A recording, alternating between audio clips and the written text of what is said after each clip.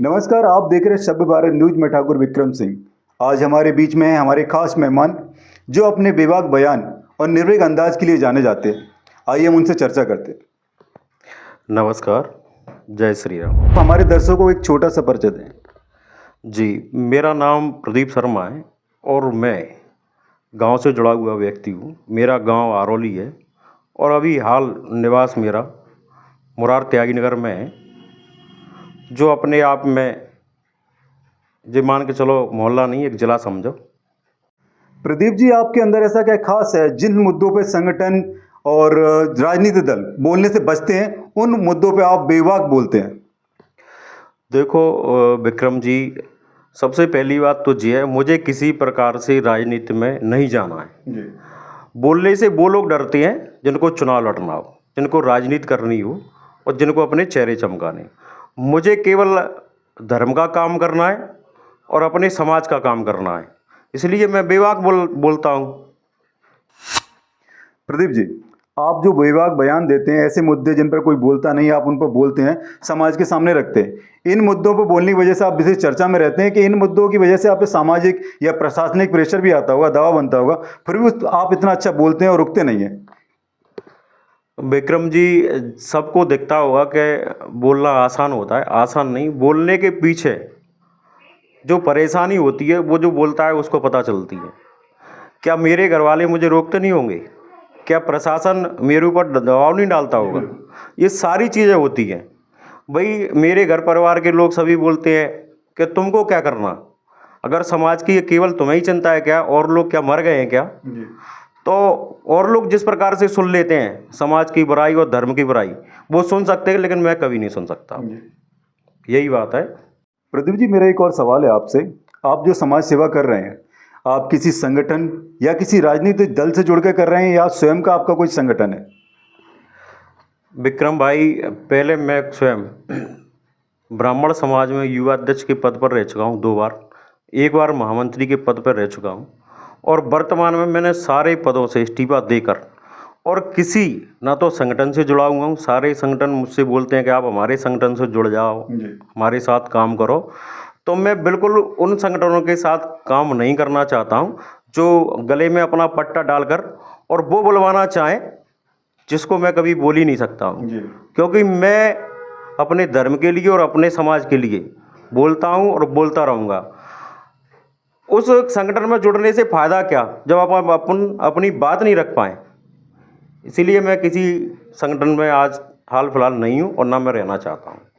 प्रदीप जी, आप किसी विशेष धर्म, विशेष जाति या विशेष राजनीतिक दल के लिए कार्य कर रहे हैं? देखो विक्रम भाई, मैं धर्म के लिए और सभी समाजों के लिए काम करता हूँ, लेकिन मैं उन व्यक्तियों के लिए बिल्कुल काम नहीं करता हूँ जो अपने आप को शोषित, वंचित और पीड़ित बताते हैं।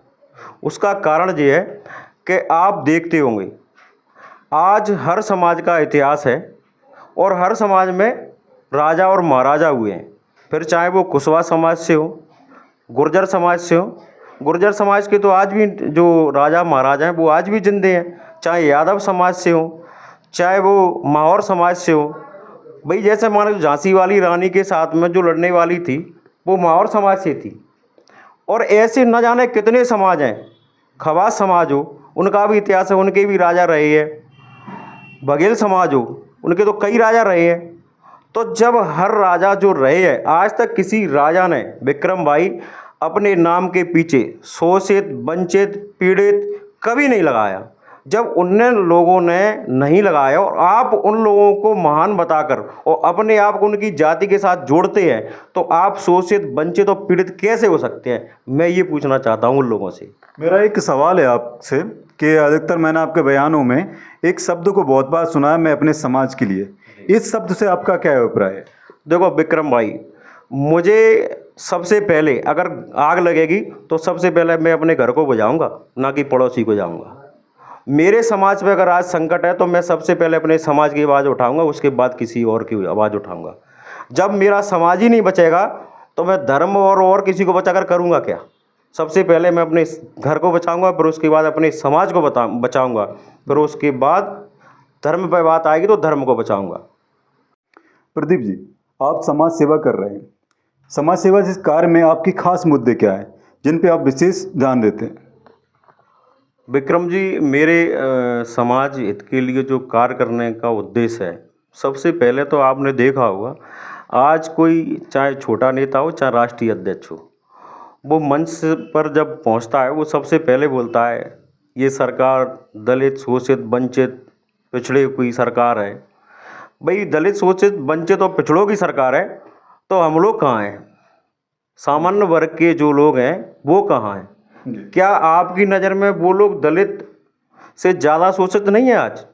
क्योंकि सामान्य वर्ग को पिछले जब से देश आज़ाद हुआ है आज तक किसी भी प्रकार से लाभ नहीं मिलता, चाहे वो आरक्षण में हो चाहे वो आर्थिक रूप से हो। अभी जैसे मान कर चलो, अभी भाजपा सरकार ने अभी आवंटन किए हैं पैसे, तो उसमें सारे लोगों के लिए, यहाँ तक कि मुसलमानों के लिए भी पैसे आवंटित किए गए हैं, लेकिन सामान्य वर्ग के लिए 1 रुपये नहीं है। जबकि मैं आज देख रहा हूँ आज सामान्य वर्ग में इस स्थिति पर आदमी अपने पहुँच चुका है कि वो अपने घर के खर्चे नहीं चला पा रहा, मेहनत मजदूरी कर रहे हैं, टेम्पू चला रहे हैं, ऑटो चला रहे हैं, रिक्शा चला रहे हैं, यहाँ तक कि सब्जी बेचने का काम कर रहे हैं।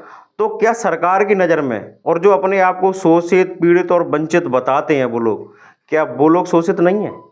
एक ठेला चलाने वाला सामान्य वर्ग का व्यक्ति अपने बच्चे की पढ़ाई किस प्रकार करा सकता है? ये चीज़ सरकार को सोचना चाहिए। प्रदीप जी, आपके बारे में लोगों की ये धारणा है कि आप जाति विशेष के लिए कार्य करते हैं। विक्रम भाई, जाति विशेष के लिए ना तो मैं काम करता हूँ ना जाति विशेष के लोगों को टारगेट करता हूँ। और सबसे ज़्यादा जो गलतफहमी मेरे लिए लोगों के दिमाग में है कि मैं सबसे ज़्यादा जाटव समाज के लोगों का विरोध करता हूँ या समाज का विरोध करता हूँ। मेरे गांव में भी आज जाटव समाज के लोग हैं। भाई सारे लोग खराब नहीं हैं। आज जाटव समाज में 90% लोग धार्मिक हैं, सज्जन हैं, क्योंकि हमारे वो हर बरादरी से है, हर समाज से है, जाटव समाज से भी है। मैं गांव में जब रहा हूँ, मेरे घर में जो दूध आता था वो जाटव समाज से आता था। तो हमने तो जातवाद छुआछूत आज तक कहीं पर देखी भी नहीं है। छुआछूत जो आज रह गई है ना, वो केवल अमीरी और गरीबी की रह गई है। आज गरीब को कोई व्यक्ति अपने पास में बिठाने के लिए सोचता भी नहीं है, और पैसे वाले को सर पर बैठाया जाता है। फिर वो जात कौन सी भी हो, वहाँ पर जातवाद कहाँ चला जाता है। और विक्रम जी, जो लोग मेरे लिए धारणा बनाते हैं, आप देख सकते हैं, मैं जब भी बोलता हूँ तो मैं किसी समाज के लिए कभी गलत नहीं बोलता हूँ। मैं केवल उन लोगों के लिए गलत बोलता हूँ जो धर्म के टारगेट करने के लिए सबसे पहले ब्राह्मणों को टारगेट करते हैं। उनका उद्देश्य ब्राह्मण नहीं है, उनका उद्देश्य धर्म का विरोध है। अगर आपका धर्म का विरोध करने का अगर उद्देश्य नहीं है तो आप जो बताओ, शिवपुरी जिले में अभी एक जाति विशेष के लड़के ने शंकर भगवान की मूर्ति पर पैर रखकर नंगा नाच किया। ये कहाँ तक सही है? नरवर में लोड़ी माता मैया के मंदिर पे अभी तोड़ फोड़ की गई। ये कहाँ तक सही है? और ये सारे काम करने वाले एक जाति विशेष के लोग हैं।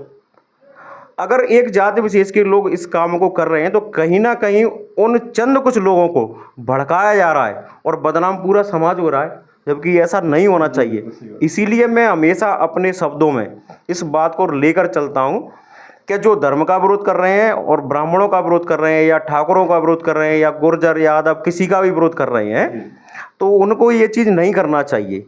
भाई जैसे मान कर चलो, आज बहुत सारी बातें देखने को मिल रही हैं, कुछ और भी लोग हैं, अन्य समाज के लोग हैं, जिस जगह पर बात अगर ठाकुर या ब्राह्मण या बनिया की आएगी या किसी श्रीवास्तव की आएगी, आप उनका देखना कितना हू हल्ला करते हैं, कितना धरना और प्रदर्शन करते हैं।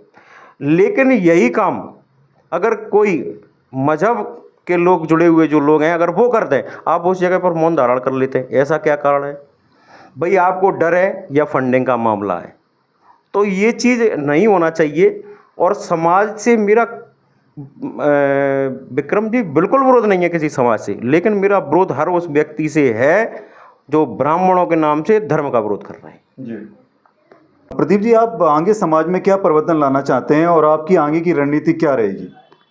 देखो, मेरा समाज में परिवर्तन लाने का पहला उद्देश्य तो ये है कि जो लोग धर्म का विरोध कर रहे हैं, चाहे वो किसी भी समाज से हो, खास करके मेरे समाज से, जो ब्राह्मण समाज से 2-4 लोग हैं, मैंने देखा है उनको, जो धर्म का विरोध कर रहे हैं और कहीं ना कहीं वो जो कृत्य कर रहे हैं उससे पूरा समाज बदनाम हो रहा है। जैसे एक महाशय हैं अम्बा से, और एक हमारे ग्वालियर ज़िले से भी है, जो ऐसी हरकतें करती है जिससे कहीं ना कहीं समाज को भी नीचा देखना पड़ता है, और धर्म वालों के जो लोग मानते हैं सनातन को, उनको भी नीचा देखना पड़ता है। मेरा विरोध किसी जाति का नहीं है, न किसी जाटव का है, न किसी परियार का है, न किसी गुर्जर का है, न किसी यादव का है। मेरा विरोध बिल्कुल किसी से नहीं है। मेरा विरोध तो हर उस व्यक्ति से है जो ब्राह्मणों के नाम से आज धर्म का विरोध कर रहे हैं, फिर चाहे वो सबसे पहले ब्राह्मण हो। और मैं तो ये सरकार से और अपने लोगों से यही कहना चाहता हूँ कि अगर कोई और गलती करे उसको जो सजा देना वो दो, लेकिन अगर ब्राह्मण होकर और धर्म का विरोध करे तो उसको 8 गुना ज़्यादा उसको दंडित करना चाहिए। ये सबक होना चाहिए उन लोगों को कि हम अपनी फर्जी टीआरपी के चक्कर में और हम अपने धर्म का ही मजाक उड़ा रहे हैं। ये कहाँ तक सही है? प्रदीप जी, सनातन धर्म आपके लिए सर्वोपरि है, बाकी धर्म का आपकी नज़र में क्या स्थान है? देखो, सनातन धर्म मेरे लिए सर्वोपरि है, और बाकी धर्म जो अच्छे धर्म हैं, जिनमें सभी का सम्मान है, मैं उन धर्म को मानता हूँ।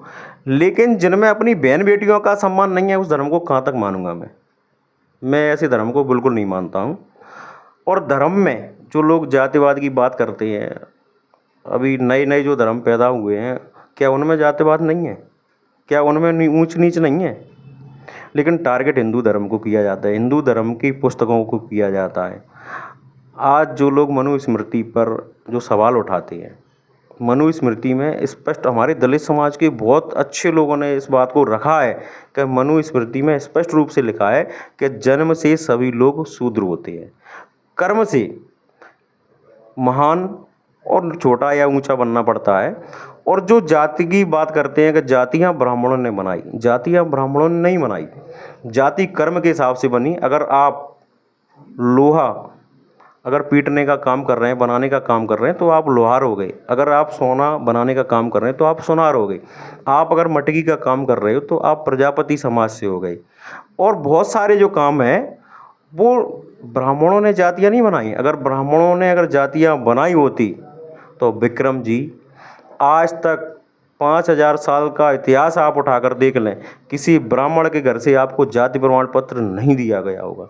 आज जाति प्रमाण पत्र आप सरकारी विभाग से हासिल कर रहे हैं जो लोग, और आरोप ब्राह्मण समाज पर एवं अन्य समाज के लोगों पर लगाए जाते हैं। ये बहुत गलत है, इसमें सुधार होना चाहिए। और चंद कुछ लोग दलित समाज को गुमराह करके अपने राजनीतिक लाभ के लिए जो प्रयास कर रहे हैं, वो दलित समाज के तो छोड़ो, वो अपने खुद के बाप के सगे नहीं हैं। वो तो जो आज दलित समाज का होने का जो नाटक कर रहे हैं, आप विश्वास रखें, मैं दलित समाज के सभी भाइयों से कहना चाहता हूँ, हाथ जोड़कर कहना चाहता हूँ, ये लोग केवल आपको गुमराह कर रहे हैं।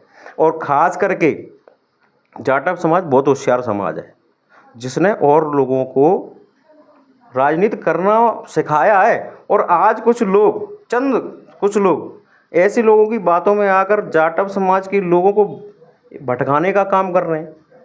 भाई, आप तो खुद अपने आप में इतने सक्षम हैं, आप अपने लीडर तैयार करें ना, किसने रोका है? आपके नाम से लीडर कौन बन रहा है? उनने कहा कि साहब चुनाव लड़ेंगे, दतिया से चुनाव फलाने सिंह लड़ेंगे। क्यों लड़ेंगे? क्या जाटव समाज में कोई योग्य व्यक्ति नहीं है चुनाव लड़ने के लिए? आप भीड़ इकट्ठा कर रहे हो, आपके समाज के चंद कुछ लोग रहते हैं, मैं उस व्यक्ति का नाम लेना भी पसंद नहीं करता हूँ। आपके समाज के ना के बराबर लोग रहते हैं, और जो भीड़ रहती है वो अधिकतर दलित समाज के एक जाति विशेष के लोग रहते हैं, जो बेचारे आपको जितना बुलवाना हो, जितना चिल्लवाना हो, वो सारी चीज़ें वो करते हैं, लेकिन नाम एक व्यक्ति विशेष का होता है। अगर चुनाव लड़ेंगे, अगर दतिया से चुनाव लड़ेंगे तो फलानी सिंह लड़ेंगे, अगर लाहौर से चुनाव लड़ेंगे तो लाहौर से भी एक है, ईश्वर ने उस व्यक्ति को पहले से दंडित कर दिया है, वो व्यक्ति लाहौर से चुनाव लड़ने की योजना बना रहा है। तो सारे लोग, किसी को जिला पंचायत का चुनाव लड़ना है, किसी को पार्षदी लड़नी है, और ये सारे लड़के, और जिस दिन ये पद पर पहुंच जाएंगे, ये आपके तो बिल्कुल नहीं रहेंगे। और आपके साथ दलित समाज के साथ में आप इतिहास उठाकर देख लो, चाहे वो कोई भी हो, हमेशा ब्राह्मणों ने दूसरों को आगे बढ़ाने का प्रयास किया है। अगर खुद आगे नहीं बढ़, अगर ब्राह्मण अगर ऐसा होता है, अगर लालची होता, तो आज गद्दियों पर राजा महाराजा अन्य जाति की नहीं होते, ब्राह्मण समाज की होते। और आज जैसे आप देख रहे होंगे, भगवान को नाम देने वाले और भगवान को भगवान बनाने वाले ब्राह्मण समाज के लोग हैं। आप राम को क्षत्रिय मानते हैं, आप कृष्ण को यादव मानते हैं, आप बहुत सारे जो देवी देवता हैं सब अपनी अपनी जाति से, ब्राह्मण परशुराम को जाति के नाम से जोड़ देते हैं। लेकिन ब्राह्मणों ने ये सभी को बताया कि ये क्षत्रिय नहीं, ये भगवान है, ये यादव नहीं, ये भगवान है। ऐसी बहुत सारी चीज़ें हैं, ब्राह्मणों ने हमेशा सभी का सम्मान किया है और आज भी कर रहे हैं और आगे भी करेंगे। लेकिन एक जाति विशेष को, ब्राह्मणों को टारगेट करना, ये गलत बात है विक्रम जी, क्योंकि आप केवल भटकावे में आ रहे हैं, आप किसी के बहकावे में आ रहे हैं। ब्राह्मणों को बदनाम करना, इसका मतलब धर्म का नुकसान करना है। उन लोगों का उद्देश्य जो आप लोग समझ नहीं पा रहे हैं, आपको समझना चाहिए। मैं भी हाथ जोड़कर निवेदन करता हूँ कि ऐसे लोगों के बहकावे में ना आए। मैं और आप या सब लोग जितने भी हैं, वो सभी लोग एक दूसरे के भाई हैं। प्रदीप जी, बहुत बहुत धन्यवाद आपका, जो आपने अपना कीमती समय हमें दिया। विक्रम जी, आपका भी बहुत बहुत धन्यवाद, आपके चैनल को बहुत बहुत धन्यवाद। आपने मुझे मौका दिया अपनी बात रखने का, और आपके जितने भी चैनल को देखने वाले और चाहने वाले हैं, मैं उन सभी लोगों से अपील करता हूं कि सब लोग प्रेम से रहें, भाईचारे से रहें। मेरा भी उद्देश्य किसी के खिलाफ़ बोलना नहीं है, सब भाईचारे से रहें, इससे अच्छा कुछ नहीं हो सकता। और किसी के बहकावे में कोई बिल्कुल ना आए। आप स्वयं विवेकशील हैं, बुद्धिमानी हैं, अपनी बुद्धि से काम करें। जय श्री राम।